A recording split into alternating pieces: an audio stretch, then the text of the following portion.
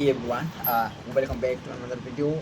Okay, in this video, we are going to talk about the chapter 9 of Atomic Habit. That the topic is the role of family and friends in shaping your habit. Okay, and in last video, we are talk about the chapter 8, that is the how to make attractive our habits. Okay, attractive habits gets you the opportunities. Okay, so without wasting any time, let's start it. In 1965, a Hungarian man named Laszlo Polgar wrote a series of strange letters to a woman named Clara. Laszlo was a firm believer in hard work. In fact, it was all he believed in. He completely rejected the idea of innate talent. He claimed that with deliberate practice and the development of good habits, a child could become a genius in any field. His mantra, a genius is not born, okay, but is educated and trained. Laszlo believed in this idea so strongly that he wanted to test it with his own children, and he was writing to Clara because he needed a wife willing to jump on board. Clara was a teacher, and although she may not have been a adamant as Laszlo, she also believed that with proper instruction, anyone could advance their skills. Laszlo decided chess would be a suitable field for the experiment, and he laid out a plan to raise his children to become chess prodigies. The kids would be homeschooled, a rarity in Hungary at the time. The house would be filled with chess books and the pictures of famous chess players. The children would play against each other constantly and compete in the best tournaments they could find. The family would keep a meticulous file system of the tournament, history of the every competitor, of the children's past. Their lives would be dedicated to chess. Laszlo successfully courted Clara, and within a few years, a Polgars were parents to three young girls, Susan, Sophia, and Judith. Susan, the oldest, began playing chess when he was 4 years old. With 6 months, she was defeating the adults. Sophia, the middle child, did even better. By the 14th, she was a world champion, and a few years later, she became a grandmaster. Judith, the youngest, was the best of all. By age 5, she could beat her father. At 12, she was the youngest player ever listed among the top 100 chess players in the world. At 15 years and 4 months old, she became the youngest grandmaster of all time, younger than Bobby Fischer, the previous record holder. For 27 years, she was the number one ranked female chess player in the world. The childhood of the Polgar sisters was atypical, to say the least, and yet, if you ask them about it, they claim their lifestyle was attractive, even enjoyable. In interviews, the sisters talk about their childhood, okay, as entertaining rather than grueling. They loved playing chess. They could not get enough of it. Once Laszlo reportedly found Sophia playing chess in the bathroom in the middle of the night, encouraging her to go back to sleep. He said, Sophia, leave the pieces alone. And which she replied, "Daddy, they won't leave me alone." The Polgar sisters grew up in a culture that prioritized chess above all else, praised of them for it, rewarded them for it. In their world, an obsession with chess was normal, and as we are about to see, whatever habits are normal in your culture are among the most attractive behaviors you will find. Okay, the seductive pull of social norms. Okay, humans are herd animals. We want to fit in, to bond with others, and to earn the respect and approval for our peers. Such inclinations are essential to our survival. For most of our evolutionary history, our ancestors lived in tribes.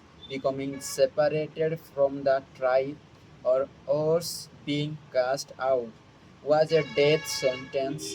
The lone wolf dies, but the pack survives. Meanwhile, those who collaborated and bonded with others enjoyed increased safety, mating opportunities, and access to resources. As Charles Darwin noted, in the long history of humankind, those who learn to collaborate and improvise most effectively have prevailed. As a result, one of the deepest human desires is to belong, and this ancient preference exerts a powerful influence on our modern behavior. Okay, we don't choose our earliest habits, we imitate them. We follow the script handed down by our friends and family, our church or school, or our local community, and society at large. Each of these cultures and groups come with its own set of expectations and standards. When and whether to get married, how many children to have, which holidays to celebrate, how much money to spend on your child's birthday party. In many ways, these social norms are the invisible rules that guide your behavior each day. You are always keeping them in mind, even if you are at the not top of your mind. Often you follow the habits of your culture without thinking, without questioning, and sometimes without remembering. As the French philosopher Michael D. Montaigne wrote, "The customs and the practices of life in society sweep us along." Most of the time, going along with the group does not feel like a boring. Everyone wants to belong. If you grow up in a family that rewards you for your chess skills, playing chess will seem like a very attractive thing to do. If you work in a job where everyone wears expensive suits, then you will be inclined to splurge on one as well. If all of your friends are sharing an inside joke or using a new phrase, you will want to do it too, so they know that you get it. Behaviors are attractive when they help us fit in. We imitate the habits of three groups in particular: the close, the many, the powerful. Each group offers an opportunity to leverage the second law of behavior change and make our habit more attractive. First, imitating the close. Proximity. has a powerful effect on our behavior. This is true of the physical environment as well as we discussed in chapter 6. But it is also true of the social environment. We pick up habits from the people around us. We copy the way our parents handle arguments, the way our peers flirt with one another, the way our workers get results. When your friends smoke pot, you give it a try too. When your wife has a habit of double checking that the door is locked before going to bed, you pick it up as well. I find that I often imitate the behavior of those around me without realizing it. In conversation, I will automatically assume the body posture of the other person. In college, I began to talk like my roommates. When traveling to other countries, I unconsciously imitate the local accent despite reminding myself to stop. As a general rule, the closer we are to someone, the more likely we are to imitate some of their habits. One groundbreaking study tracked 12,000 people for 32 years and found that a person's chances of becoming obsessed increased by 57% if he or she had a friend who became obese. It works the other way too. Another study found that if one person in a relationship lost weight, the other partner would also slim down about one third of the time. Our friends and the family provide a sort of invisible peer pressure that pulls us in their direction. Of course, peer pressure is bad only if you are surrounded by bad influences. When astronaut Mikey Massimino was a graduate student at MIT, he took a small robotic class. Of the 10 people in the class, 4 become astronauts. If your goal was to make it to space, then that room was about the best culture you could ask for. Similarly, one study found that the higher your best friend's IQ at age 11 or 12, the higher your IQ would be at age 15, even after controlling for natural levels of intelligence. We soak off the qualities and practices of those around us. One of the most effective things you can do to build better habits is to join a culture where your desired behavior is normal behavior. New habits seem achievable when you see others doing them every day. If you are surrounded by the fit people, you are more likely to consider working out to be a common habit. If you are surrounded by jazz lovers, you are more likely to believe it reasonable to play jazz every day. Your culture sets your expectation for what is normal. Surround yourself with people who have the habits you want to have yourself. You will rise together. To make your habits even more attractive, you can take uh, these strategies one step further. Join a culture where your desired behavior is normal behavior. Second, you already have something in common with the group. Steve Camp, an entrepreneur in New York City, runs a company called Node Fitness, which help nodes, misfits, and mutants lose weight, get strong, and get healthy. His clients include video game lovers, movie fanatics, and the average joyous who want to get in shape. Many people feel out of place the first time they go to the gym or try to change their diet. But if you are already similar to other members of the group in some way, say your mutual love of Star Wars, change becomes more appealing because it feels like something people like you already do.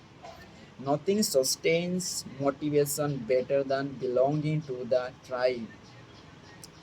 It transforms a personal quest into a shared one. Previously, you were on your own. Your identity was singular. You are a reader, you are a musician, you are an athlete. When you join a book club or a bond or a cycling group, your identity becomes linked to those around you. Growth and change is no longer an individual pursuit. We are readers, we are musicians, we are cyclists. The shared identity begins to reinforce your personal identity. This is why remaining part of a group after achieving a goal is crucial to maintaining your habits. It's friendship and community that embed a new identity and help behaviors last over the long run. Okay, imitating the many. In the 1950s, psychologist Solomon Asch conducted a series of experiments that are now taught to legions of undergrads each year. To begin each experiment, the subject entered the room with a group of strangers on be honest to them. The other participants were actors planted by the researchers and instructed to deliver scripted answers to certain questions. The group would be shown one card with a line on it and then a second card with a series of lines. Each person was asked to select the line on the second card that was similar in length to the line on the first card. It was very simple task. Here is an example of two cards used in the experiments. Okay, Solomon and his famous suicide conformity experiments. The length of the line on the first card left is obviously the same as the line C, but when a group of actors claimed it was a different length, the research subjects would often change their minds and go with the crowd rather than believe their own eyes. The experiment always began the same. First, there would be some easy trials where everyone agreed on the correct line. After a few rounds, the participants were shown a test that was just as obvious as the previous ones, except the actors in the room would select an intentionally incorrect answer. For example, they would respond A to the comparison shown in the figure 10. Everyone would agree that the lines were the same even though they were clearly different. The subject who was unaware of the rules would immediately become bewildered. Okay, their eyes would open wide. They would laugh nervously to themselves. They would double check the reaction of other participants. Their agitation would grow as one person after another delivered the same incorrect response. Soon the subject began to doubt their own eyes. Eventually, they delivered the answer they knew in their heart to be incorrect. A Asked Rand this experiment many times and in many different ways. What he discovered was that as the number of actors increased, so did the conformity of the subject. If it was just the subject and one actor, then there was no effect on the person's choice. They just assumed they were in the room with a dummy. When two actors were in the room with the subject, there was still little impact, but the number of people increased to the three actors and the four and all the way to eight. The subject become more likely to the second guess themselves. By the end of the experiment, nearly 75% of subjects had agreed with the group answers, even though it was obviously incorrect. Whenever we are unsure how to act, we look to the group to guide our behavior. We are constantly scanning our environment and wondering what is everyone else doing. We check reviews on Amazon or Yelp or TripAdvisor because we want to imitate the best buying, eating, and travel habits. It's usually a smart strategy. There is evidence in numbers, but there can be a downside. Okay, the normal behavior of tribe often overpowers the desired behavior of the individual. For example, one study found that when a chimpanzee learns an effective way to crack nuts often as member of one group and then switches to a new group that uses a less effective strategy, it will avoid using the superior nut cracking method just to blend in with the rest of the chimps. Humans are similar. There is tremendous internal pressure to comply comply with the norms of the group. The reward of being accepted is often greater than the reward of winning an argument, looking smart, or finding truth. Most days we had rather be wrong with the crowd than be right by ourselves. The human mind knows how to get along with others. It wants to get along with others. This is our natural mode. You can override it. You can choose to ignore the group or to stop caring what other people think. But it takes work. Running against the grain of your culture requires extra effort. When changing your habits means challenging the tribe, change is unattractive.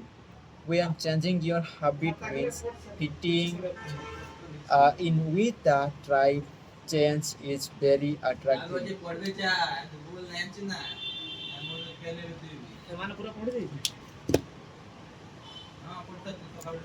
Imitating the powerful. Humans everywhere pursue power, prestige, and the status. We want pins and medallions on our jackets. We want president or the partner in our titles. We want to be acknowledged and recognized and praised. This tendency can seem vain, but overall, it's a smart move. Historically, a person with greater power and status has success to more resources, worries less about survival, and proves to be a more attractive man.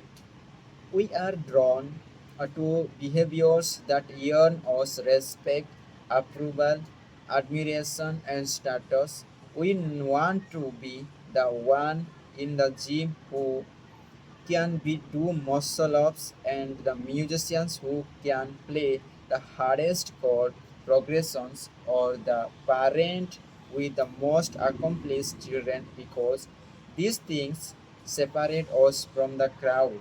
Once we fit in, we start looking for ways to stand out. This is one reason we care so much about the habits of highly effective people. We try to copy the behavior of successful people because we desire success ourselves.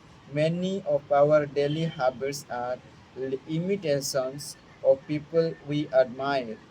You replicate the marketing strategies of the most successful firms in your industry. You make a recipe from your favorite baker. You borrow the storytelling strategies of your favorite writer. You mimic the communication style of your boss. We imitate people we envy. High status people enjoy the approval, respect, and praise of others. And that means if a behavior can get us approval, respect, and praise, we find it attractive. We are also motivated to avoid behaviors that would lower our status. We trim our ledges and mow our lawn because we don't want to be the slob of the neighborhood. When our mother comes to visit, we clean up the house because we don't want to be judged. We are continually wondering what will others think of me and altering our behavior based on the answer. The Polgar sisters, the chess prodigies mentioned at the beginning of this chapter, are evidence of the powerful and the lasting impact social influence can have on our behavior. The sisters practiced chess for many hours each day and continued this remarkable effort for decades, but these habits and behaviors maintained their attractiveness in part because they were valued by their culture, from the praise of their parents to achievement of different status makers like becoming a grandmaster. They had many reasons to continue their effort. Okay, this is all about the chapter 9 of Atomic Habit, and there is an last but not the least, there is a chapter summary of this chapter. Okay, the culture we live in determines which behaviors are attractive to us. We tend to adopt habits that are praised and approved by our culture because we have a strong desire to fit in and belong to the tribe. We tend to imitate the habits and the three social groups: the close, the family and friend, the many tribe, and the powerful, those with status and the prestige. One of the most effective things you can do to build better habits is to join a culture where one your desired behavior is the normal behavior and you already have something in common with the group. The normal behavior of the tribe often overpowers the desired behavior of the individuals. Most days we had rather be wrong with the crowd than be right by ourselves. If a behavior can get us approval, respect, and praise, we find it attractive. Okay, this is all about in this video. Okay, and the behavior is the give us the approval, the power, respect, praise. Okay, so you make it your behavior as attractive, so you can do it. Okay, and don't get from that behavior, so make it attractive. Okay, thanks for watching and see you in next video with next chapter 10, and with new energy and happy Keep smiling. I hope you guys all are good, and thanks for watching. If you like, then click on the like button and share this video to your friends and family, and also click on the subscribe button. Okay,